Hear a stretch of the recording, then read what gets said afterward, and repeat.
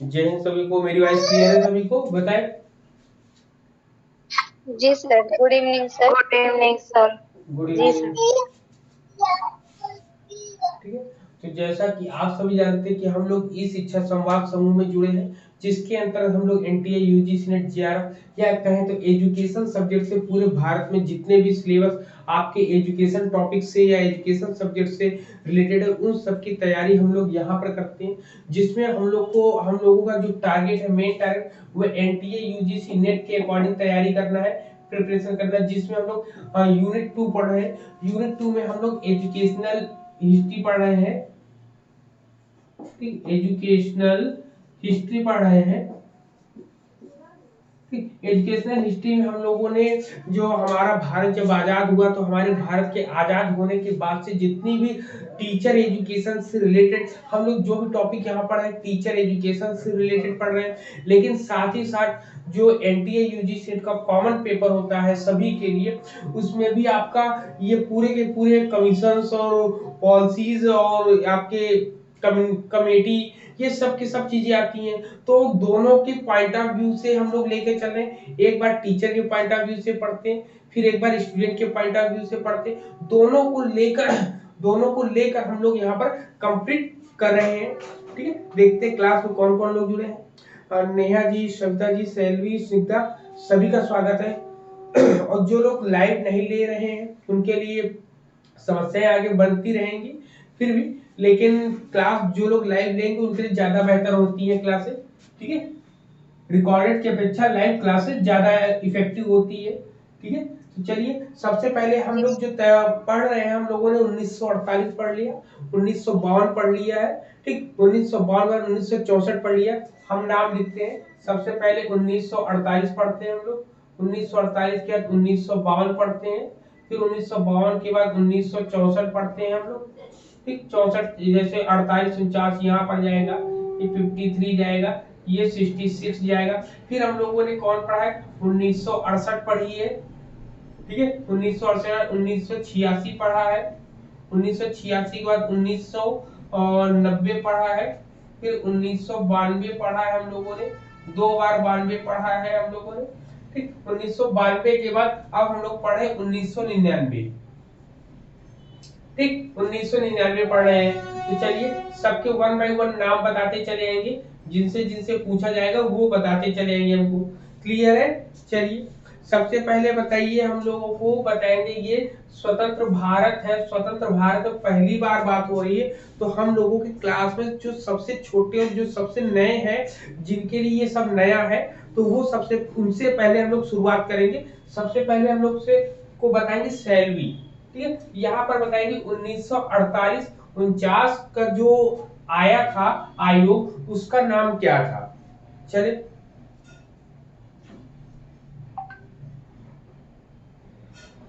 शैलवी को मेरी आवाज आ रही? जी सर। हाँ, बताए। अब आपको मेरी आवाज सुनाई दी, तो अब आप बताइए 1948 49 में जो एजुकेशनल हिस्ट्री है, इसमें कौन सा आयोग आया था, उस आयोग का नाम बताएं।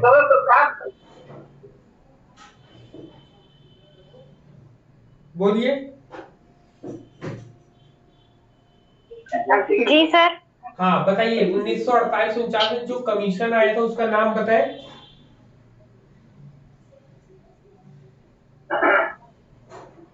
तो ताराचंद समिति थी क्या? क्या बात है, क्या बात है। सही से अपनी कॉपी नोट, जहाँ पे आपने नोट किया है, कॉपियों को हमेशा सभी लोग लेकर बैठा करो साथ में। ठीक है। चलो, सही से देख के बताओ। सर 1913। हेलो हाँ, आप बोलते रहिए, हम सुन रहे हैं, हम लोग सुन रहे हैं। सर, 1953 का सर, 53 माध्यमिक नहीं, शिक्षा आयोग को। 1948 का हम बात कर रहे हैं। मुदालियर कमीशन है sir, Mudaliar commission. Just wait. Good evening sir. Hashmi ji, केवल शैलवी जी बोलेंगे ना? जी जी। हाँ, बोले। 1948 49 की हम लोग बात कर रहे हैं, बताओ उनका नाम। तो उनका नाम नहीं चलो, याद कोई आ बात रहा नहीं। सर। 19 नेक्स्ट अब नेहा 52 बताएंगी। 53 का। अब बस हो गया। ठीक है, नेहा बताओ अब आप 1948 49 में। सर सर राधा कृष्णन आयोग आया था, राधा कृष्णन जिसको आयोग। विश्वविद्यालय शिक्षा आयोग भी बोलते हैं। अपना नाम शैली याद रखो घर का, उससे याद रहेगा ना। राधा कृष्णन आयोग, ठीक, राधा कृष्णन कमीशन, जी सर। ठीक। इसको और किस नाम से जानते हैं, ये भी बहुत जरूरी है। दूसरा सर नाम इसका बताएं। विश्वविद्यालय शिक्षा आयोग। हाँ, विश्वविद्यालय विश्वविद्यालय, शिक्षा आयोग। University, education commission. University education commission, education commission, ठीक है, ये पता है। चलिए चलिए, नेहा एक और को ऐड करके बताएंगे, 1952 को भी बताएंगे। नेहा बताओ कौन सा आएगा। सर सेकेंडरी एजुकेशन कमीशन, माध्यमिक शिक्षा आयोग, हाँ, माध्यमिक शिक्षा आयोग जिसको बोलते हैं। मुदालियर आयोग भी कहते हैं। मुदालियर, किसको कहते हैं, मुदालियर को, जी सर। मुदालियर कमीशन, ठीक। मुदालियर कमीशन की हम लोग बात करते हैं, जिसको बोलते हैं सेकेंडरी एजुकेशन कमीशन, जी सर। सेकेंडरी एजुकेशन हिंदी में कमीशन। माध्यमिक शिक्षा आयोग। हाँ, माध्यमिक शिक्षा आयोग हिंदी में बोलते हैं, ठीक है। अब स्निग्धा बताएंगे कि 1964-66 वाली बताएंगे। स्निग्धा जी जुड़ी हैं, बताएं। इन दो को बताएंगे, बताइए। हाँ सर 1964 से बोल 66 रहे। वाली बताएं।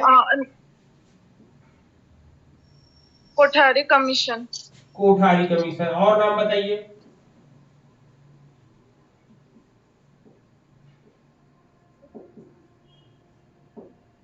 बताइए, और इसका नाम क्या है कोठारी कमीशन का, हाँ? और नाम बताइए इसका, और नाम बताइए। ये तो दौलत सिंह कोठारी ने दिया था, इसलिए कोठारी नाम पड़ गया। इधर मुदालियर दिया, इधर राधा कृष्णन जी ने दिया। अब इसका अदर नाम बताए।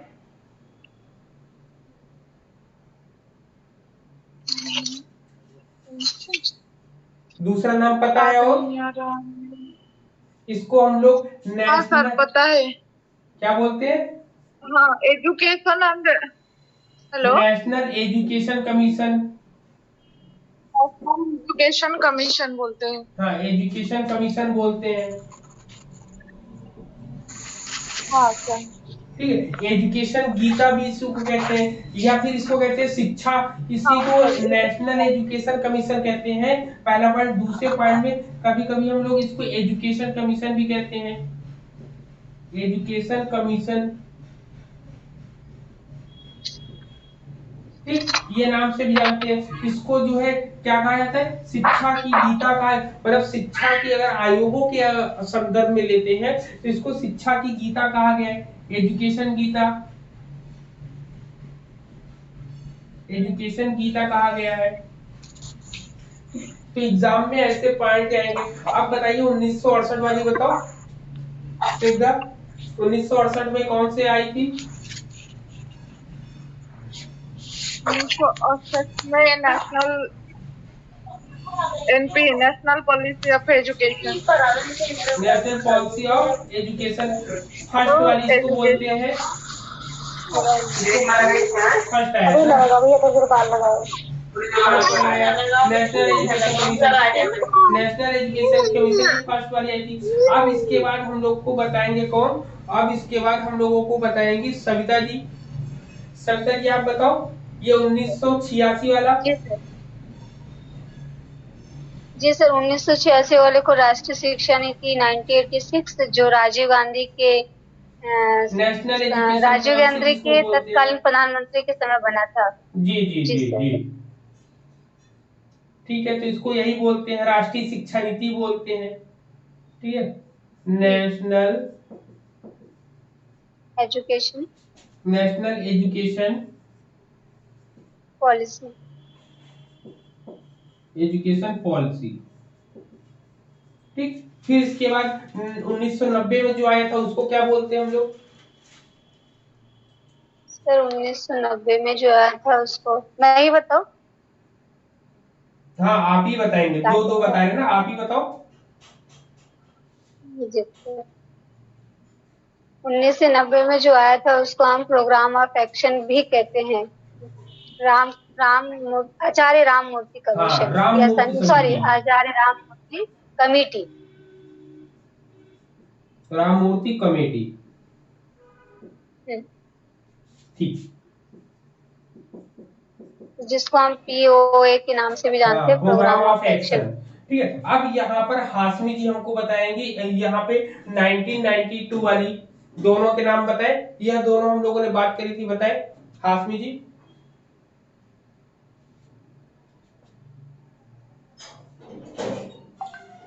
हाशमी जी को मेरी आवाज आ रही? अंजू लता जी आपको मेरी आवाज आ रही है? हेलो, दोनों को नहीं आ रही आवाज? चलो, तो ये 1992 वाली जो होती है इसको जनार्दन रेड्डी समिति कहते हैं ना, जनार्दन रेड्डी समिति बोलते हैं। सर दूसरा होता है संशोधित राष्ट्रीय शिक्षा हाँ, नीति। रिवाइज्ड। जी सर, रिवाइज हाँ, रिवाइज्ड एंड नीति ईपी। ठीक है, ये होता है आपका। ठीक है, फिर इसके 1999 में जो आता है उसको हम लोग क्या बोलते हैं? National commission on teacher.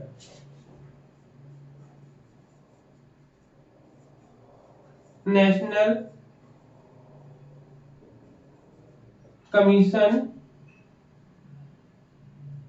Commission on teachers हो जाएगा। ठीक, टीचर्स हो जाएगा, जिसको शॉर्ट में बोलते हैं NCT। ठीक है, NCT बोलते हैं। ठीक है, तो ये अभी तक जो हम लोगों ने पढ़ा है पूरा का पूरा आपके माइंड में पूरा याद हो जाना चाहिए ना।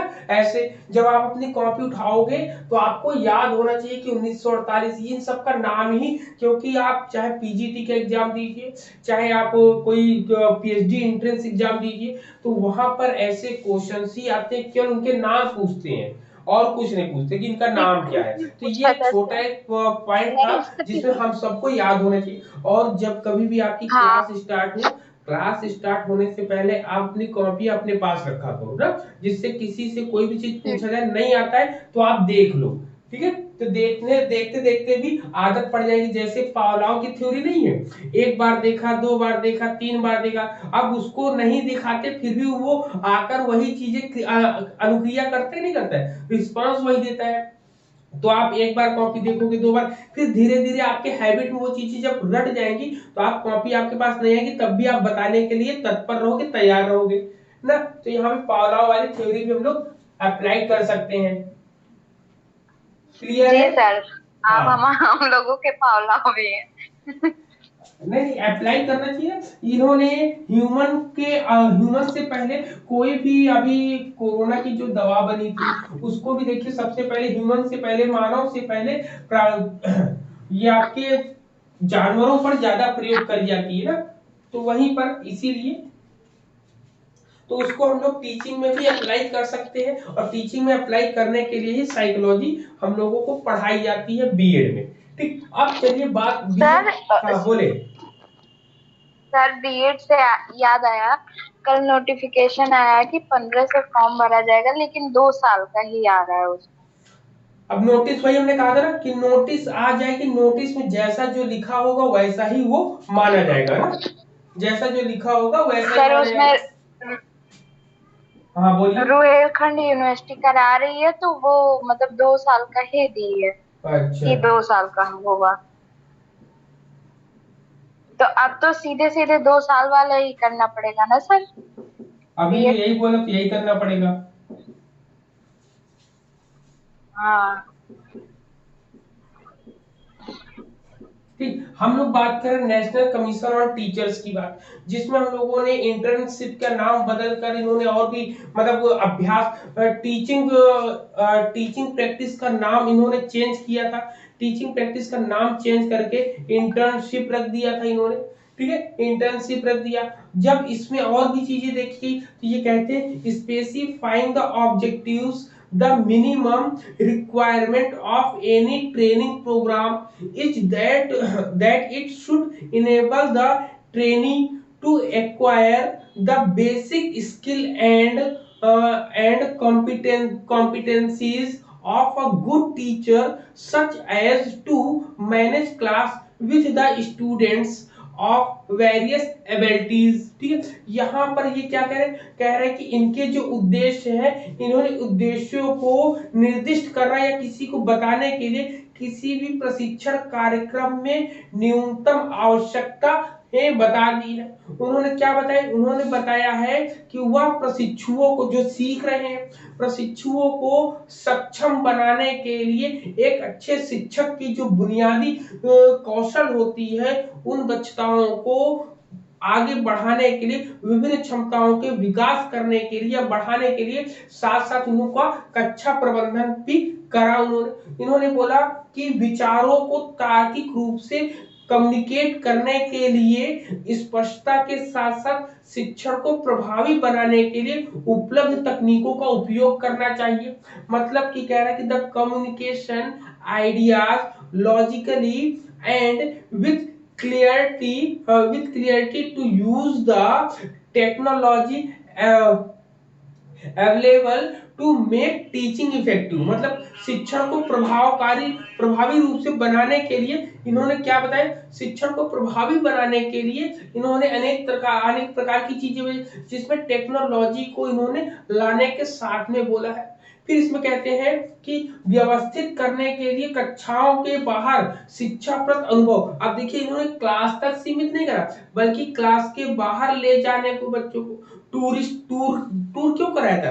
टूर जो है बच्चों को इसीलिए कराया है ताकि वो कॉलेज के बाहर भी निकलकर जो चीजें वो पढ़ रहे हैं, क्या वो अप्लाई हो सकती है कि नहीं हो सकती, उन चीजों के बारे में बोलते हैं, जिसे बोलते हैं to organise educative experience outside of class and to learn to work with the committee and help the student do so। ठीक, तो ये चीजें इतनी यहाँ पर बोलते हैं हम लोगों को। क्लियर, इतने पॉइंट्स हम लोगों के क्लियर होते हैं यहाँ पर। बताओ यहाँ पर तक किसी कोई दिक्कत नहीं ना कि यहाँ पर इन्होंने क्या क्या बोला है? इन्होंने काफी चीजें बोली, लेकिन इनसे संबंधित काफी क्वेश्चन कम आते हैं ना नेशनल कमीशन ऑन टीचर से। फिर इसमें और भी है कि इन्होंने जो है आयोग की इच्छा, मतलब जो कमीशन ये बना था, इस कमीशन की जो इनकी जो इच्छा थी, जो इनके उद्देश्य थे, इन्होंने शिक्षकों को राष्ट्रीय लक्ष्यों का अनुवाद, जैसे शैक्षणिक क्रियाओं के बारे में बता, कह रहे कि the commission desired that tomorrow teacher has to translate the national goal into educational action। मतलब शैक्षिक क्रियाओं के माध्यम से जो शिक्षा शैक्षणिक कार्य के जो उद्देश्य होते हैं, उनके लक्ष्यों को पूरा करने के लिए इन्होंने बताया शैक्षणिक क्रियाओं के माध्यम से। ठीक है, शैक्षणिक क्रियाओं के माध्यम से जो शिक्षक के उद्देश्य होते, जो लक्ष्य होते हैं, उनको कंप्लीट करने के बारे में सबको समझाने का प्रयास करते हैं। ठीक, अब तो अनेक प्रकार की ऐसी चीजें ये बात करते हैं हम लोगों ने। तो इसमें जो इम्पोर्टेंट था, इससे पहले ही हम लोगों ने बात कर ली है। अब हम लोग इसके बाद एक कदम और आगे बढ़ेंगे, तो हम लोग बात करेंगे नेशनल करिकुलम फ्रेमवर्क। किसकी बात करेंगे हम? National curriculum. ठीक है, नेशनल करिकुलम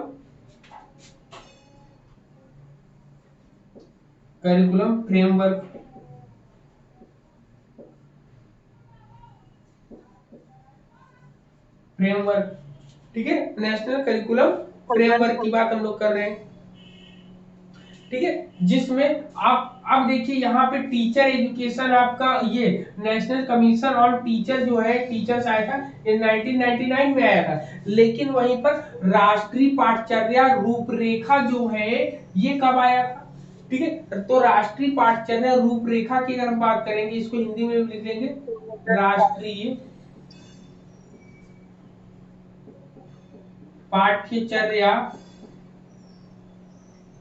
रूपरेखा। ठीक, कब आया था रूपरेखा? तो ये 2005 की बात हम लोग करेंगे, जो हम लोग के सिलेबस में है। ठीक है, हम लोग के जो सिलेबस में है उसकी हम बात करेंगे हम लोग।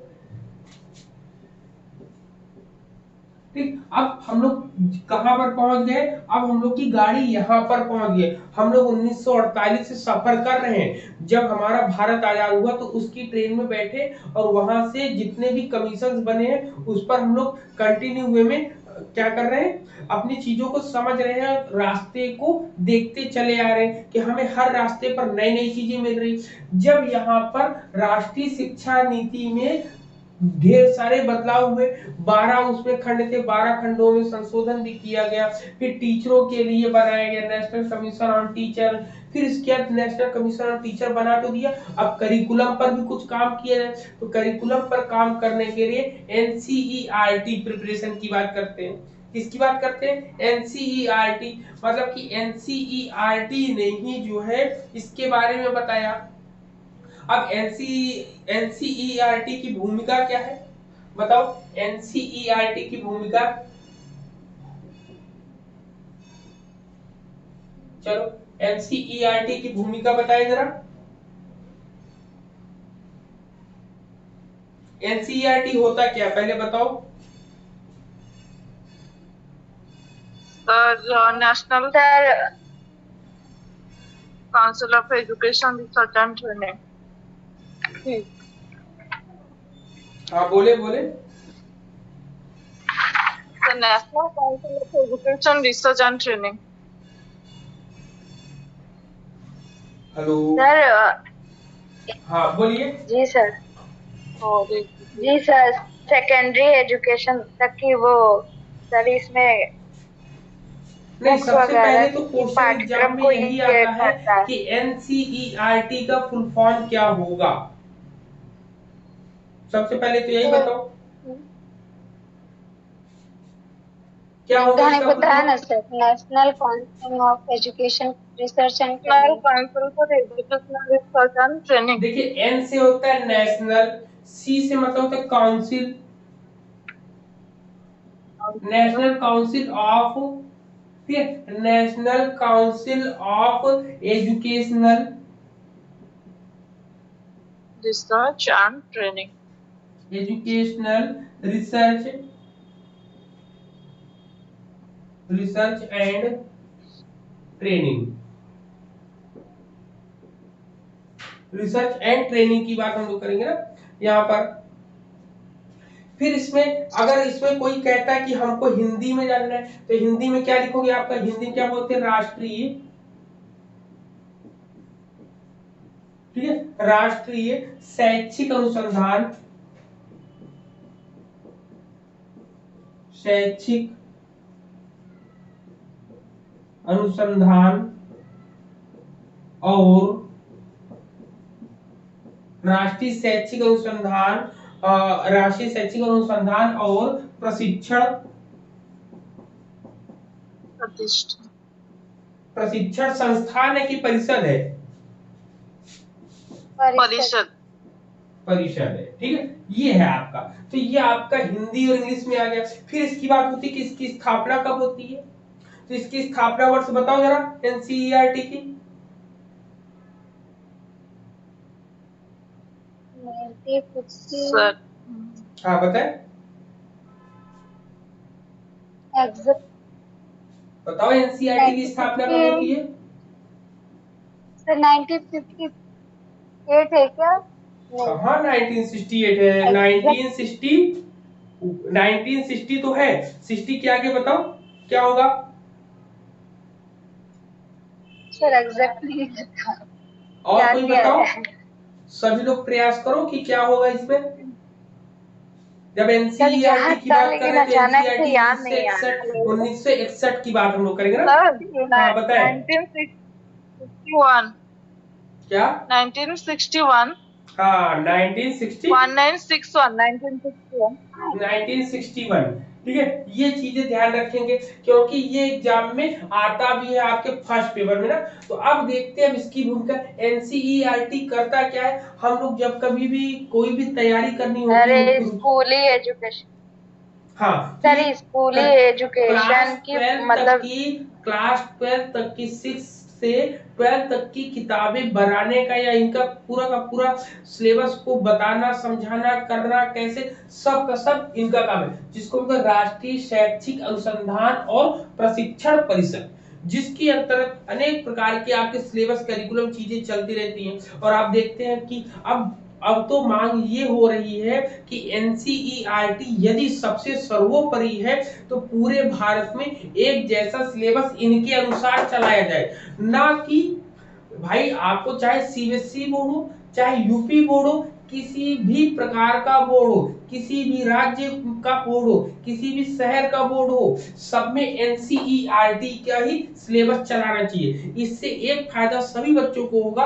कि कहीं पर भी अगर उसका ट्रांसफर होता है टीसी के थ्रू तो वो उसका जो है ब्रेक नहीं होगी, उसकी किताबें नई किताबें नहीं लेनी पड़ेगी। प्राइवेट स्कूल्स में आप देखेंगे, प्राइवेट स्कूल्स में बहुत ज्यादा लूट है। लूट इन द सेंस जो किताबें सस्ती हैं उनको इतनी हाई लेवल पर वो लोग बनाते हैं और बेचते हैं कि सामान्य व्यक्ति के हद से बाहर जाता है। तो अब इसकी डिमांड भी होने लगी है कि सब चीज एक कर रहे हो, सब कुछ एक कर रहे हो, तो आप सिलेबस को क्यों नहीं एक कर रहे हो। चाहे भारत के किसी भी कोने में बच्चा क्लास 12 का एग्जाम दे, सबका सिलेबस एक जैसे होना चाहिए। बीएड का सिलेबस एक जैसे होने चाहिए, एजुकेशन का सिलेबस एक जैसे होने चाहिए। मतलब कि मांग ये करी जा रही है और मेरे हिसाब से ये मांग सही भी है और उचित भी है कि हम किसी भी कोने में रहे, हमको एक जैसा ही सिलेबस पढ़ने को मिलना चाहिए। आप लोग सहमत है ना? जी बताओ।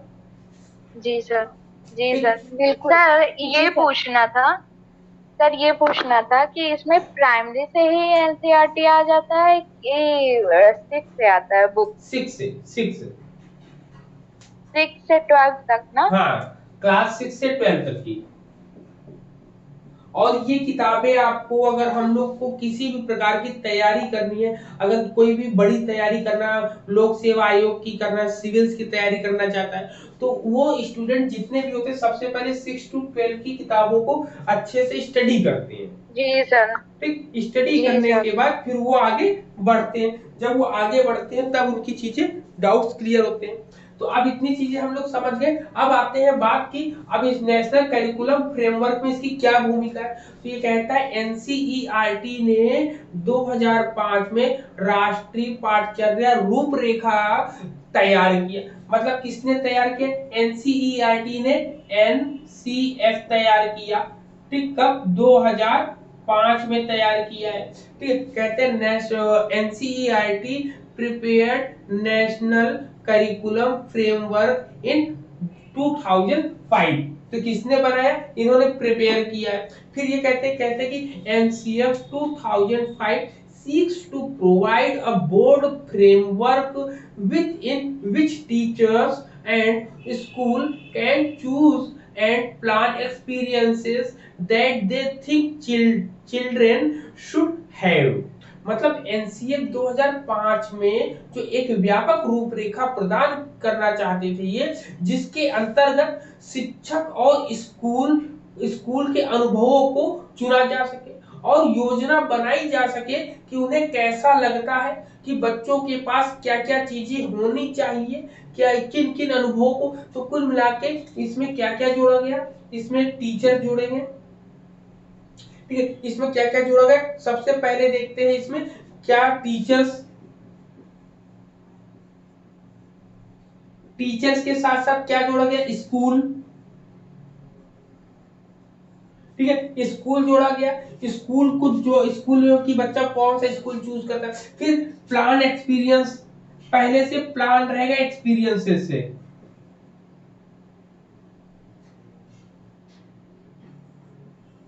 ठीक, एक्सपीरियंसेस की बात करेंगे हम लोग। ठीक, एक्सपीरियंस की सबसे पहले प्लान एक्सपीरियंसेस रहता है किसके पॉइंट ऑफ व्यू से? स्टूडेंट के पॉइंट ऑफ व्यू से। किसके? चिल्ड्रन के। ठीक, चिल्ड्रन के पॉइंट ऑफ व्यू से। तो यहाँ पे एनसीएफ में सबसे पहले शिक्षक के बारे में, फिर स्कूल कैसा होना चाहिए, फिर उन्हें बताया कि कैसे बच्चों को पढ़ाना है, उसकी प्रिपरेशन पहले से बना लेनी चाहिए।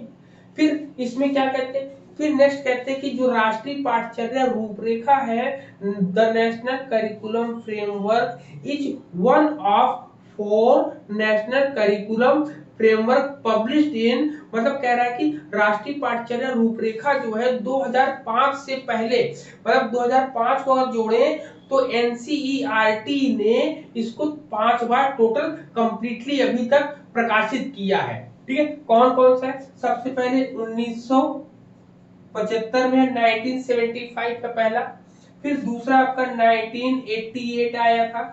ठीक है, फिर तीसरा आपका 2000 में आया था, फिर इसके बाद ये 2005 में आया। तो ये चौथी बार है कि इन्होंने किसके एनसीईआरटी के द्वारा जो है ये 4 जो है ढांचे प्रकाशित कर चुके थे पहले से ही ना, टोटल 3 कर चुके थे, चौथा अब इस समय कर दिया इन्होंने।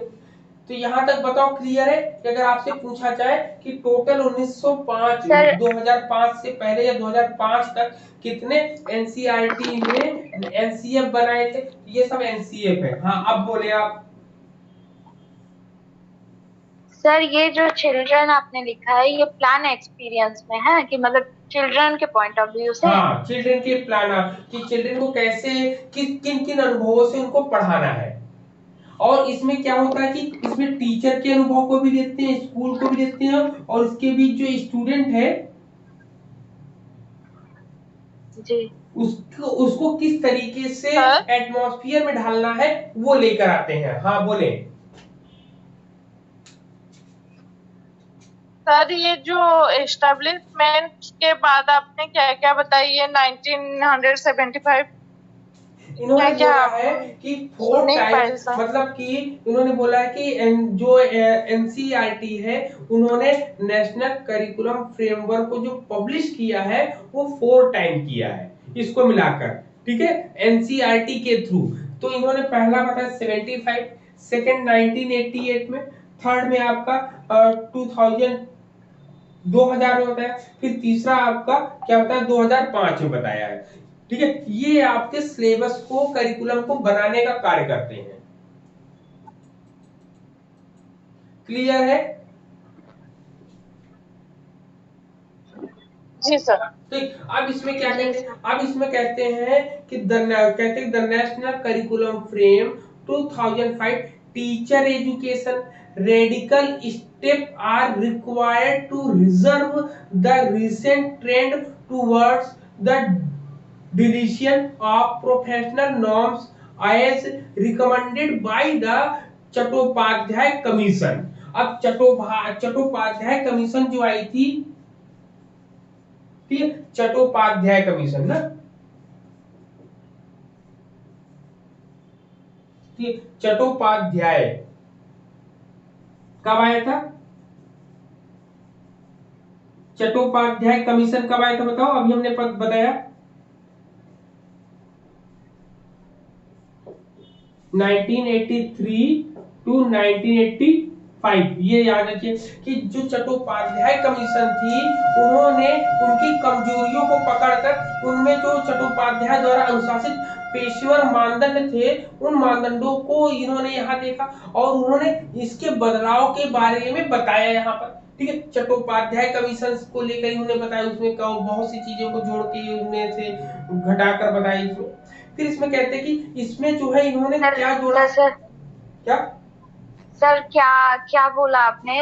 वॉइस कट गई है। अच्छा, चट्टोपाध्याय कमीशन का इन्होंने चट्टोपाध्याय कमीशन द्वारा जो मानदंड बताए गए थे, जो क्राइटेरिया बताया गया था, उसको इन्होंने लिया। उसमें क्या बताया? इन्होंने बताया कि टीचर एजुकेशन का जो रेडिकल स्टेप, मतलब कि कमजोर, 2005 की रूपरेखा में इन्होंने देखा कि जो कमजोर पढ़ने वाली कड़ियां थी, जो दिशाएं थी कि शिक्षक जो है शिक्षक शिक्षा से क्यों नहीं जुड़ पाता है, उनमें ऐसे क्या चीजों को हम बदलाव करें, तो वो चट्टोपाध्याय की जो इन्होंने बनाया था कमीशन, उसमें इन्होंने उसके बारे में पढ़ा।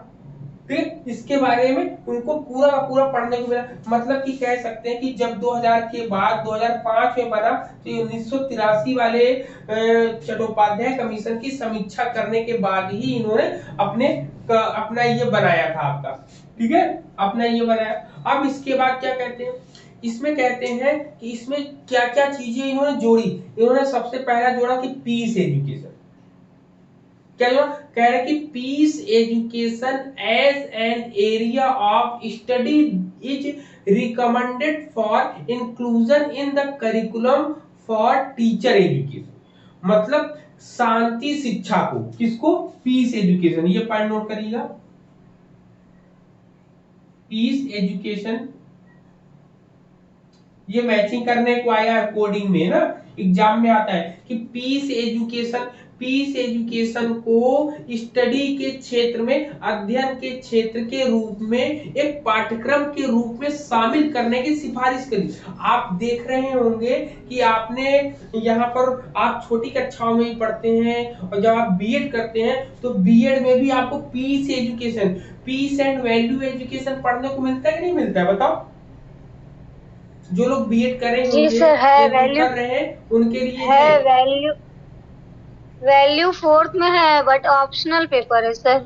जी, ऑप्शनल पेपर है। वहीं जब एमए इन एजुकेशन में आप जाते हो तो यहाँ पर peace education, value and peace education आपको पढ़ने को मिलती है। एमएड में जाओगे तो भी पढ़ने को मिलेगी। तो कुल मिला के इसको क्यों पढ़ाते हैं? क्योंकि छोटी कक्षाओं में जब हम लोग जाएंगे तो उनको शांति शिक्षा के बारे में कैसे बता सकते हैं जब तक हमने उसके बारे में स्टडी नहीं किया। तो पीस एजुकेशन पढ़ाने की ये सिफारिश करते हैं। ठीक है, ये इतनी चीजें पता है। फिर इसके बाद इन्होंने, इसमें क्या होती है? शांति शिक्षा। इसमें क्या होती है? पीस एजुकेशन ने कैसे क्लास का एटमॉस्फेयर बनाए, कैसे हम समाज में बच्चों को सरवाइव करने के लिए सिखाए, उनका एक अलग Moral point of view value। से चीजों को जोड़ने के हम तरीके मोरलिटी बताते हैं। सिखाना।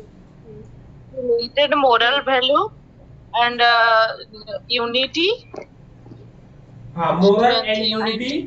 हाँ, नेशनल यूनिटी, वो सब पढ़ा जाए, वो बीएड में भी है।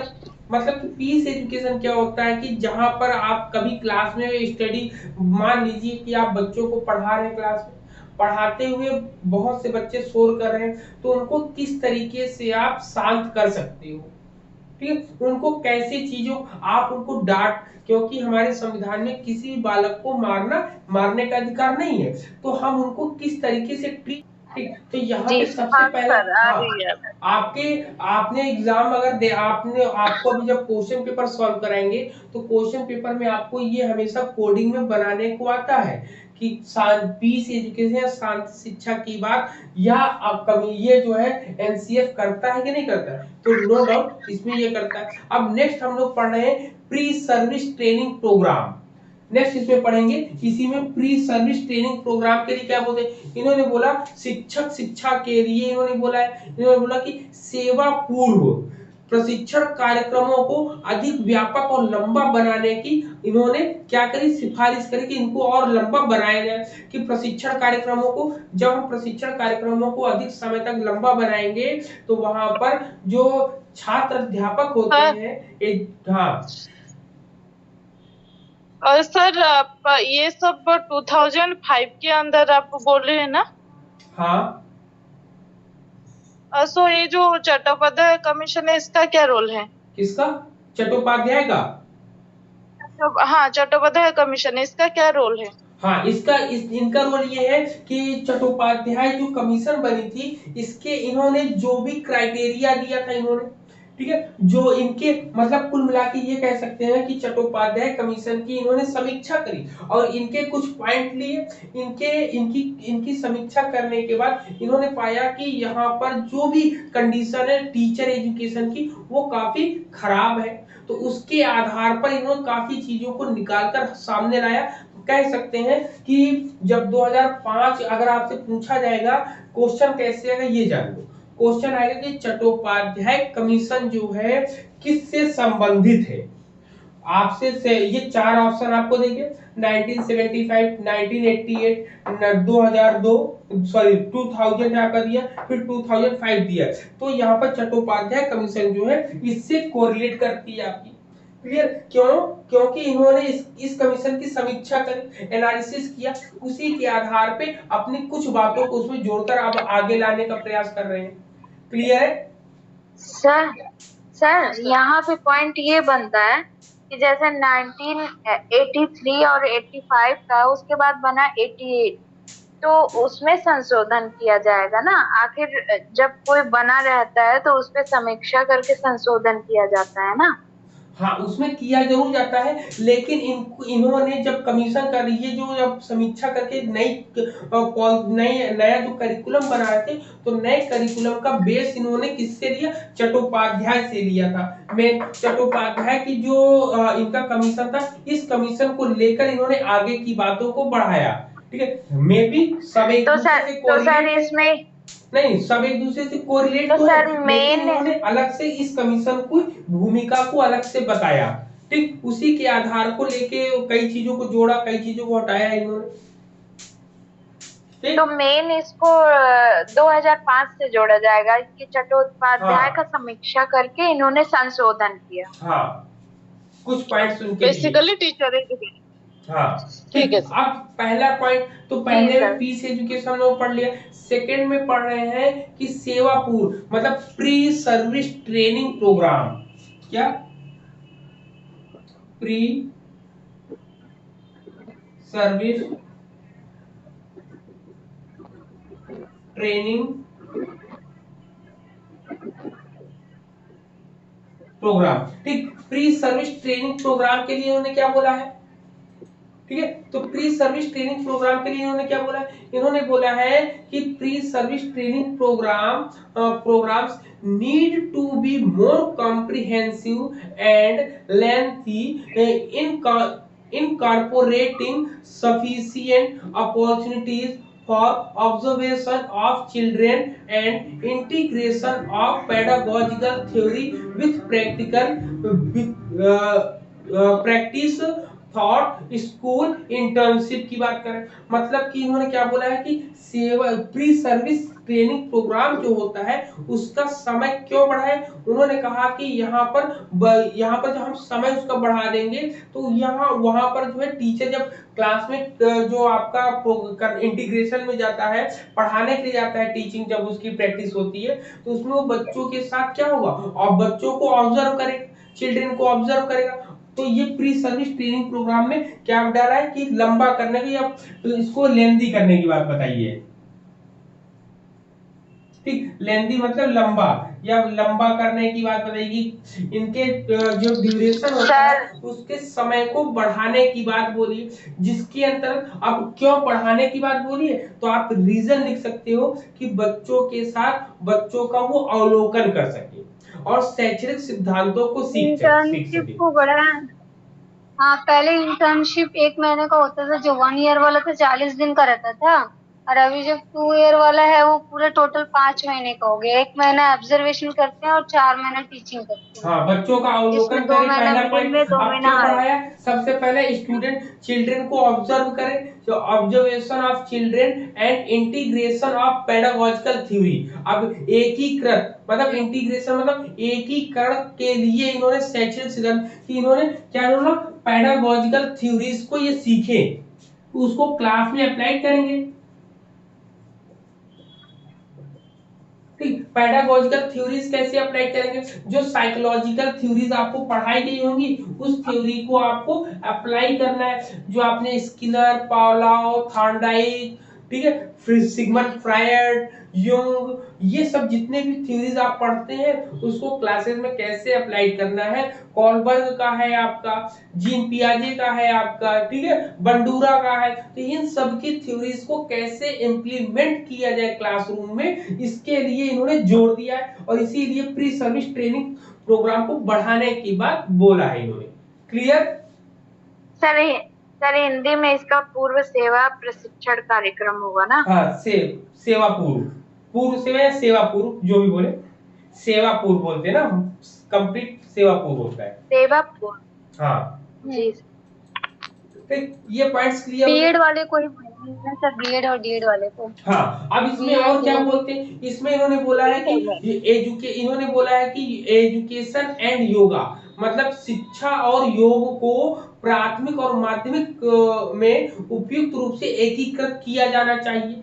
मतलब कि बोल रहे कि education and yoga must be suitably integrated into the elementary and secondary secondary pre service teacher education courses, मतलब कि इन्होंने प्री सर्विस एजुकेशन कोर्सेज में जोड़ने की बात करते हैं। यहाँ पर इसको साफ करते हैं, ये साफ कर देना, इतना क्लियर है। चलो जी सर। ठीक, अभी और पॉइंट लिखेंगे ना तभी आ पाएगा।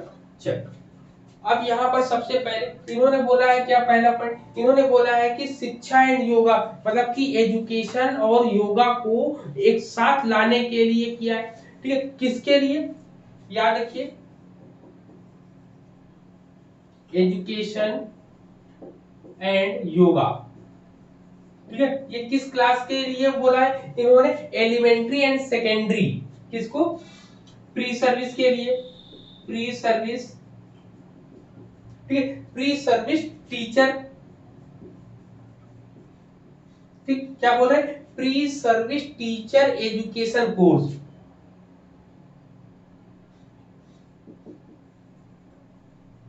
एजुकेशन कोर्स, उसमें इसको जोड़ने की बात करी है। किसके लिए जोड़ने की बात करी है, प्री सर्विस टीचर एजुकेशन के लिए। अब उसमें कोर्स किसके किसके लिए होंगे, ये एलिमेंट्री के लिए होंगे, एलिमेंट्री वालों के लिए होंगे और सेकेंडरी वालों के लिए। ठीक, एलिमेंट्री वालों के लिए और सेकेंडरी वालों के लिए होंगे, जो प्रारंभिक और माध्यमिक शिक्षा से संबंधित जुड़े हैं। अब इसको करा क्या इन्होंने इंटीग्रेटेड किया है। क्या किया इन दोनों को, इंटीग्रेटेड का मतलब होता है जोड़ना या एकीकृत करना।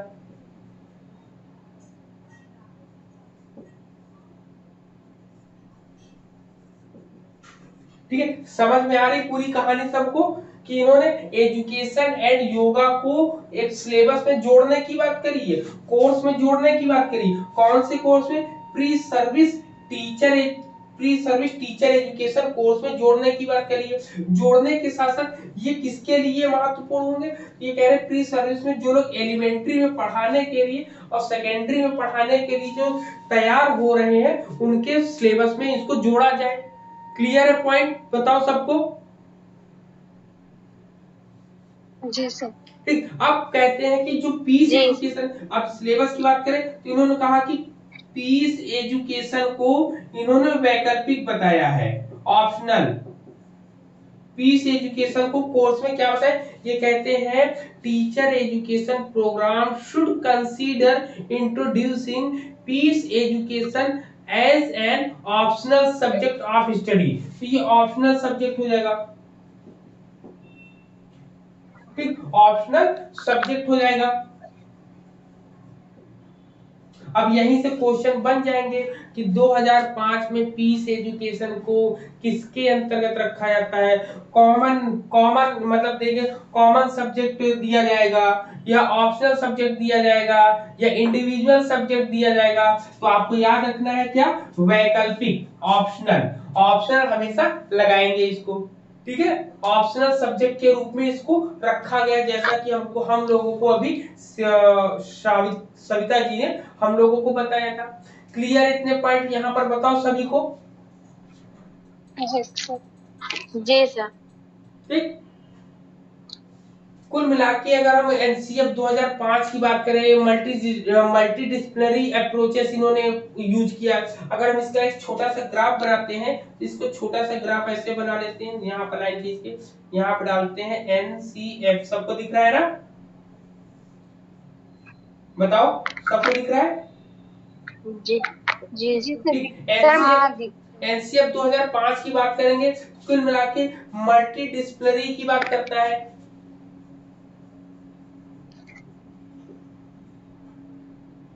ठीक, मल्टी डिसिप्लिनरी की,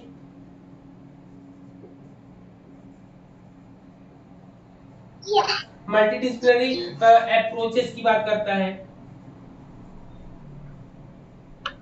सर हिंदी में भी लिखवाते जाइएगा। बहुउद्देशीय उपागम, ठीक, बहुउद्देशीय उपागम हो जाएगा आपका।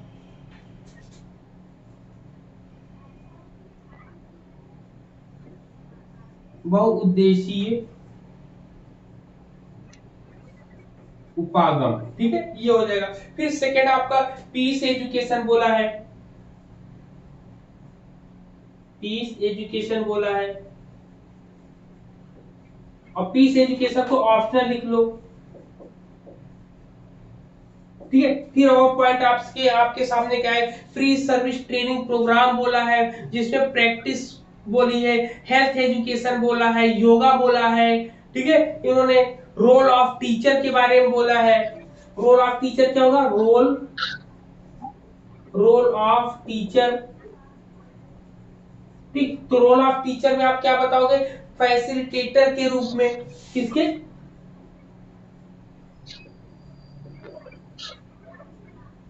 फैसिलिटेटर मतलब सहयोगी के रूप में, या मोटिवेशनल के रूप में, ठीक है, मोटिवेटर के रूप में। मोटिवेटर का मतलब क्या होता है, जो हम लोग को उत्साहवान बनाए। क्लियर, इतनी चीजें हम लोग के पॉइंट्स में क्लियर है, बताओ सभी को। हेलो सर आप हाँ सर, हायर हायर की क्या बात की? किसमें, इसमें हाँ क्या हायर की, सर वो योगा से पहले कुछ सेंटेंस नहीं बोले हायर में क्या कुछ बात के? नहीं नहीं, योगा से पहले क्या बोला इन्होंने, हेल्थ, हेल्थ एजुकेशन बोला है, फिर योगा एजुकेशन के लिए बोला है, ठीक है। इतने चीजें यहाँ पर इसको जोड़ने की बात करते हैं। यहाँ पर जब इतनी चीजें हम जोड़ लेते हैं तो और भी, जब हम देखते थे इन्होंने और भी उत्साहजनक, जैसे टीचर की भूमिका के बारे में अगर बात करें तो इन्होंने बोला कि सपोर्टिव हो, ह्यूमन फैसिलिटेटर हो, टीचिंग लर्निंग सुटेबल्स हो, इनेबल हो, अनेक चीजें ऐसे इन्होंने जोड़कर बताई है टीचर के लिए। अब इससे मॉडल कौन से आते हैं, मॉडल भी जान लो, क्योंकि एग्जाम में मॉडल्स वाले ज्यादा आते हैं ना, मॉडल्स पूछते हैं ये, हाँ मॉडल्स। ठीक। तो इसमें मॉडल कौन से आएंगे देख लो। तो इसमें अगर मॉडल पूछेंगे तो इसमें कहता है कि इसमें change perspective model in the, हाँ, इंटीग्रेटेड मॉडल, ठीक है। इसमें कौन सा मॉडल आता है, ये क्वेश्चन आता है एग्जाम में। सर मिटा दीजिए, इधर का हो गया है। हाँ हाँ हाँ, मॉडल, जब कभी मॉडल की बात आएगी तो मॉडल इसमें पूछा जाता है कि 2005 वाले में किस प्रकार के मॉडल को इन्होंने यूज किया है।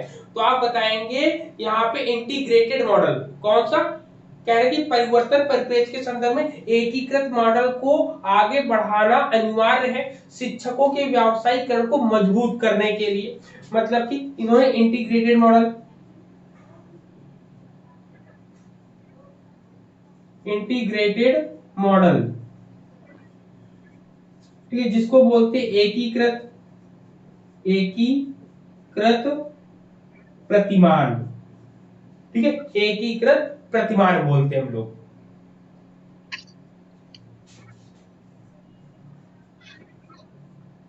एकीकृत प्रतिमान को इन्होंने फॉलो करने के लिए बोला। अब एकीकृत प्रतिमान को या इंटीग्रेटेड मॉडल को यूज करने का मेन पर्पस क्या है, प्रोफेशनलाइजेशन ऑफ टीचर, शिक्षक के व्यावसायीकरण के लिए। क्या है, शिक्षक के व्यावसायीकरण के लिए, शिक्षक के, ठीक है, शिक्षक के व्यावसायीकरण के लिए। क्या है, शिक्षक के व्यावसायीकरण, ठीक है, शिक्षक के व्यावसायीकरण के लिए, ठीक है, शिक्षक के व्यावसायीकरण के लिए इन्होंने बताया है, पहला पॉइंट। क्लियर कि क्यों बना है इंटीग्रेटेड मॉडल, मेन पर्पस इनका यही था कि यहां पर कह रहा है कि in the context of change perspective it is imperative to pursue an integrated model of teacher education for strengthening the professionalization of teacher। मतलब कि जो ये परिवर्तन परिप्रेक्ष्य के संदर्भ में अगर देखते हैं तो एकीकृत मॉडल को आगे बढ़ाने के लिए अनिवार्य रूप से काम करते हैं, और कहते हैं कि इसको बढ़ाना क्यों जरूरी है, क्योंकि शिक्षकों का जो व्यावसायीकरण है उनका व्यावसायीकरण मजबूत करने के लिए है, इन्होंने बोला है। तो ये है आपका पॉइंट यहाँ पर, ठीक है, कि मॉडल के रूप में भी हम लोगों ने देख लिया। क्लियर है, बताओ इतनी चीजें। जी सर। सर इसमें लर्निंग विदाउट बर्डन नहीं आएगा? अभी लर्निंग विदाउट बर्डन अभी तो नहीं इसमें। Now we have to facilitator transformation. ये क्वेश्चन आया था ना सर। अच्छा, तो वो आपका भी वो लर्निंग विदाउट बर्डन वाला जब आप पढ़ोगे तो वो आएगा यशपाल कमेटी में ना, वो तो अच्छा learning without burden Yashpal committee जो पढ़ेंगे तो यशपाल कमेटी में हमको वो चीज पढ़ने को मिलेगी। जी हाँ, ठीक है। Learning without burden Yashpal committee जो है उसमें हम लोगों को पढ़ने को मिलेगा। तो यहाँ पर आपका ये कंप्लीट हो जाता है नेशनल करिकुलम फ्रेमवर्क। ठीक है, ये कंप्लीट हो जाता है। बाकी आपके जो बचते हैं कल हम लोग उस पर डिस्कस करेंगे। ठीक है, जी सर। बोले सर इंटीग्रेटेड मॉडल है। हाँ मॉडल है, बताए क्या बोले नेहा? हाँ सर वो ऑपरेशन ब्लैक बोर्ड वाला करा दीजिएगा। हाँ हाँ, ऑपरेशन ब्लैक बोर्ड वाला करा देंगे कल। ठीक ठीक, मनोज सर, बोले। ये जो आपने इंटीग्रेटेड मॉडल बताया है, तो हम लोग का जो अभी बीए बीएड और बीएससी बीएड उस वो भी आएगा क्या, कि वो अलग है ये मतलब अलग है? वो अलग है, ये जैसे इसमें अलग आपने बोला है। कि ये मॉडल है, वैसा ही जबकि करेंगे। वो इंटीग्रेटेड हाँ। प्रोग्राम है। इंटीग्रेटेड प्रोग्राम में उन्होंने प्रोग्राम 4 वर्षों को मिलाकर रख दिया है। अब कोई भी स्टूडेंट जो हाँ है ओनली बीए करने से अच्छा है कि वो बीए प्लस बीएड एक साथ कर लेगा। वो इंटीग्रेटेड सर, वो प्रोग्राम तो है, है, लेकिन ये इंटीग्रेटेड हाँ। मॉडल है आपका। जी सर इंटीग्रेटेड चीजों में यही होता है ना कि कई चीजों को सम्मिलित कर देना। मिला के हाँ। मर्ज कर देना। हाँ जी जी जी सर। चलिए ठीक है, फिर हम लोग कल सुबह मिलते हैं मॉर्निंग में 6:15 बजे। ठीक है, हाँ सर, जी वही सर। टाइम कल हाँ जरूर सर। मिलेंगे हम लोग ना। अभी कल भी नहीं कर पाए थे, सर। परसों भी नहीं कर पाए थे, 2 दिन नहीं कर पाए थे, लेकिन कल की सुबह हम लोग जरूर मिलेंगे। ठीक है, चलिए कल सुबह तक के जी लिए सर। सबको शुभ रात्रि।